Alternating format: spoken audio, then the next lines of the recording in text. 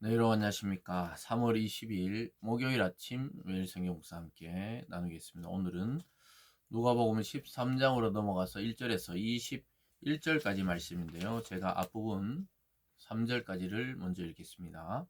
그때 마침 두어 사람이 와서 빌라도가 어떤 갈릴리 사람들의 피를 그들의 제물에 섞은 일로 예수께 아뢰니, 대답하여 이르시되 너희는 이 갈릴리 사람들이 이같이 해 받음으로 다른 모든 갈릴리 사람보다 죄가 더 있는 줄 아느냐?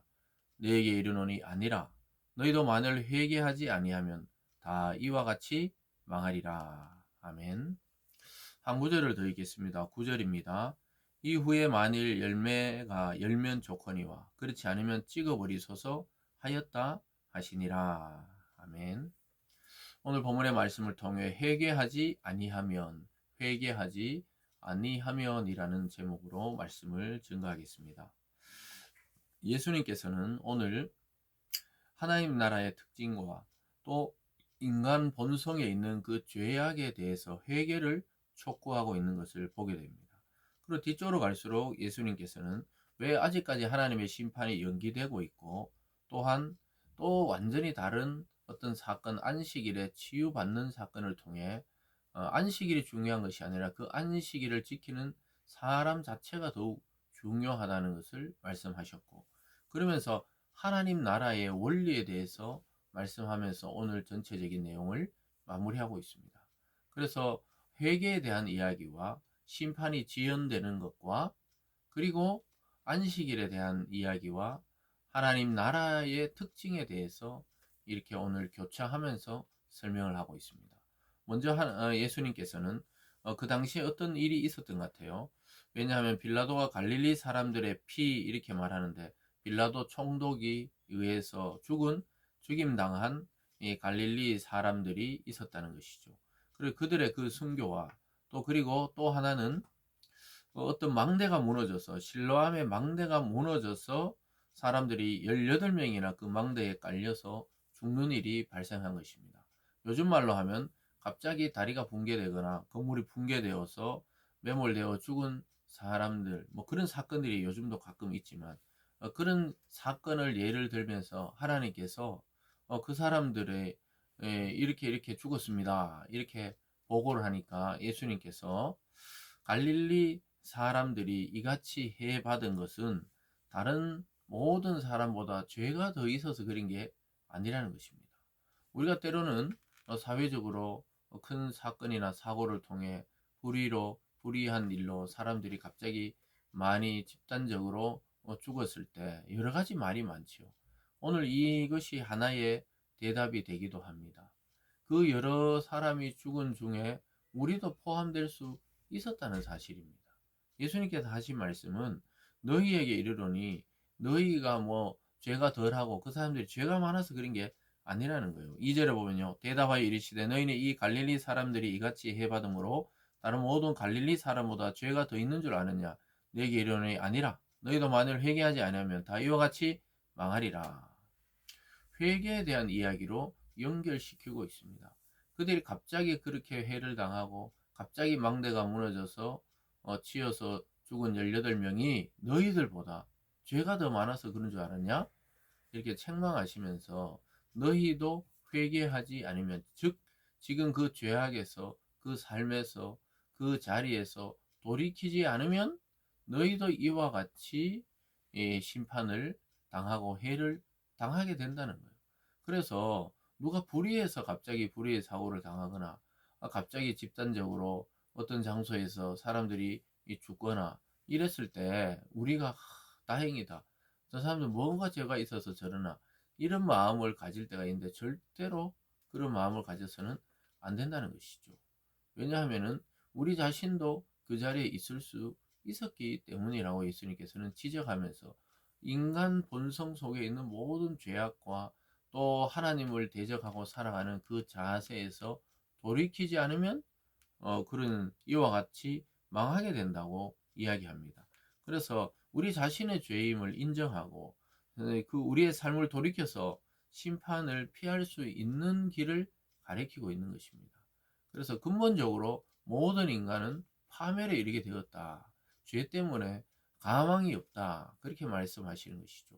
그러나 회개하면 돌이킬 기회가 있다는 것입니다. 사랑하는 여러분, 이 회개라는 것은 이 단순히 그냥 우리 삶을 반성하고 후회하는 것이 아닙니다. 인생을 완전히 그리스도에게로 돌이키는 행위를 말합니다. 그래서 회개란 것은 그저 그냥 반성하고 내가 이런 잘못 저런 잘못했는데 용서해달라, 이것도 포함이 되지만 사실은 우리 인생 전체를 하나님께로 돌이키는 거예요. 완전히 이쪽으로 가던 길을 완전히 돌아서 이쪽으로 가는 것을 회개라고 합니다. 오늘 이 아침에 저와 여러분에게 주님이 당부하십니다. 우리의 삶을 이대로 살아서는 안 됩니다. 완전히 돌이켜서 하나님을 향해 나아갈 수 있기를 바랍니다. 그러면서도 예수님께서 비유로 왜 이 심판이 연계되었는지를 알려주고 있습니다. 6절에 이에 비유로 말씀하시되 한 사람이 포도원에 무화과나무를 심은 것이 있더니 와서 그 열매를 구하였으나 얻지 못한지라. 포도원 지기에게 이르되 내가 3년을 와서 이 무화과나무에서 열매를 구하되 얻지 못하니 찍어버리라. 어찌 땅만 버리겠느냐 하느냐. 대답하여 이르되 주인이여 금년에도 그대로 두소서. 내가 두릅하고 거름을 주리니 이후에 만일 열매가 열면 좋거니와 그렇지 않으면 찍어버리소서 하였다 하시니라. 그래서 포도원의 주인과 포도원 지기를 비유를 통해서 예수님께서는 포도원 지기는 자기 자신이고 포도원의 주인은 하나님인 것을 비유하고 있습니다. 3년이나 거름을 주고 물을 줬는데 그 포도원 안에 무화과나무를 하나 심어놨는데 무화과 열매가 없는 거예요. 그래서 찍어버리라. 왜 땅만 버리겠느냐 이렇게 말하니까 포도원 지기가 한 해만 더 두고 보자. 내가 올해에도 두릅하고 거름 주는데 만약에 이후에도 열매를 못 맺으면 그때 찍어버립시다. 즉 한 해를 연기해달라는 거예요. 이것이 그리스도 예수의 마음이란 것입니다. 좀 연기해달라는 거예요. 아직 왜 주님 다시 오시지 않고 왜 이 세상은 이렇게 불의한 것 같고 왜 심판을 아직 안 하시는가, 우리가 이럴 때가 있는데 예수님께서 하나님께 잠시 심판을 미뤄달라고 이야기하는 것입니다. 아직 구원할 자, 아직 돌이킬 자가 있다고 예수님은 하나님께 보고하는 것이죠. 그래서 예수님의 요청으로 그리스도의 중보를 통해 우리가 지금 심판에 아직 이르지 않은 것이지, 우리가 더 불의하고 아니 우리가 더 의롭고 깨끗해서 아직 이 땅을 그대로 두시는 것은 아니라고 말씀하고 있습니다. 그러면서 안식일에 그 다음 사건에서는 안식일에 18해 동안에 귀신이 들려서 꼬부라져 조금 더 펴지 못하는 여자가 나타나요. 11절에 보면요. 18해 동안이나 귀신이 들려 앓으며 꼬부라져 조금 더 펴지 못하는 한 여자가 있더라. 예수께서 보시고 불러 이르시되 여자여 내가 내 병에서 놓였다 하시고 안수하시니 여자가 곧 펴고 하나님께 영광을 돌리는지라.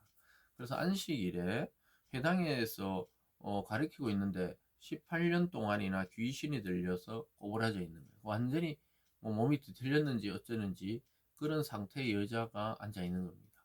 근데 예수님이 보시니까 병 때문이 아니라 귀신 때문에 그 병을 앓고 있는 거예요. 그래서 안수하시고 또 병에서 자유하라 하시고 안수하시니까 그대로 몸이 정상으로 돌아오고 하나님께 영광을 돌렸죠. 근데 뭐 이 안식일에 이런 행위를 했다 그래서 또 그 사람들이 예수님을 막 비난하는 거예요. 그러니까 예수님이 참 안타깝죠. 안식일은 사람을 살리는 날이라는 거예요. 너희들이 있는 그 소나 나귀도 살리지 않냐. 소나 나귀가 외양간에 풀어져서 말이야 딴 데서 고통당하 있으면 소나 나귀는 구하면서 이 사람이 더 귀하지 않냐고 이야기해요. 15절에 보면 주께서 대답하여 이르시되 외식하는 자들아 너희가 각각 안식일에 자기의 소나 나귀를 외양간에서 풀어내 이끌어가서 물을 먹이지 아니하느냐. 그러면 18일 동안 사탄에게 매임받은 이 아브라함의 딸을 안식일에 이 매임에 푸는 것이 합당하지 아니하냐.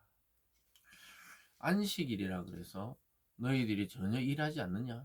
너희들 낙이나 소는 목마르면 가서 풀어가지고 물가로 가서 물을 마시게 하면서 이 여인은 18년 동안이나 고통받는데, 아니 오늘 나에게 왔는데 이 18년 동안 고통받는 여자를 안식이니까 내일 오라 모레 오라 해야 되느냐. 하나님의 영광을 위해서 즉시 치유하는 것이 더 안식일의 정신에 맞는 것이 아니냐, 이렇게 지적하고 있습니다. 이 말에 전부 고개를 들지 못하고 부끄러워합니다. 17절에 보면요. 예수께서 이 말씀을 하시면 모든 반대하는 자들은 부끄러워하고 온 무리가 그가 하시는 모든 영광스러운 일을 기뻐하니라. 그렇게 질문하고 비난했던 자들이 가만히 예수님 말씀 듣고 보니까 부끄러운 거예요. 아니 인간의 생명이 손안하기보다 못하냐 이렇게 지적하시니까 할 말이 없죠. 그래서 예수님은 다른 복음서에서도 마찬가지지만 안식일이 사람을 위해 있는 것이지 사람이 안식일을 위해 막 그걸 지켜야 된다고 목숨을 걸고 아무것도 못하고 치유도 못하고 이러면 안 된다 말씀하시면서 하나님 나라를 설명합니다. 하나님의 나라는 어떤 나라냐? 19절에 보면요. 마치 사람이 자기 채소밭에 갖다 심은 겨자씨 하나를 같으니 자라 나무가 되어 공중의 새들이 그 가지에 깃들이니라. 또 이르시되 내가 하나님 나라를 무엇으로 비교할까? 마치 여자가 가루 서말 속에 갖다 넣어 전부 부풀게 한 누룩과 같으니라. 가장 작은 씨앗인 겨자씨가 나무같이 커서 열매를 맺고 또 가장 작은 이 그 온통에 있는 가루에 그냥 누룩을 살짝 넣었는데 그 온통에 가루가 부풀어 오르는 것처럼 하나님 나라는 작게 시작하지만 이 자라서 나무가 있으면 큰 영향력을 발휘하게 되고 또 한 나무와 같이 이 열매를 주렁주렁 맺고 또 반죽통에 반죽이 부풀어서 빵을 만들 수 있듯이 그러한 효과와 영향력이 있는 나라라는 것이죠. 그래서 하나님 나라는 확장성을 가지고 있다는 것입니다. 사랑하는 여러분, 말씀을 뿌리잖아요. 이 씨 뿌리기와 똑같아요. 씨를 뿌리면 반드시 열매를 맺듯이 하나님 나라는 열매 맺고 또 부풀고 또 영향력이 있는 그런 나라로 확장해 가는 것이죠. 그래서 확장되어 가는 하나님 나라를 저와 여러분이 오늘 또 복음 안에서 경험할 수 있기를 바랍니다. 기도하겠습니다. 사랑의 하나님 아버지 감사드립니다. 하나님, 우리는 사람들을 지적하고 비교하고 우월하기 쉽습니다. 그 모든 마음들 내려놓고 겸손하게 죄인의 입장에서 회개하며 하나님 나라의 그 확장에 하나님의 영광을 우리도 함께 누리고 바라보는 참된 성도들 다 되게 하여 주시옵소서. 감사드리며 예수님 이름으로 기도드리옵나이다. 아멘.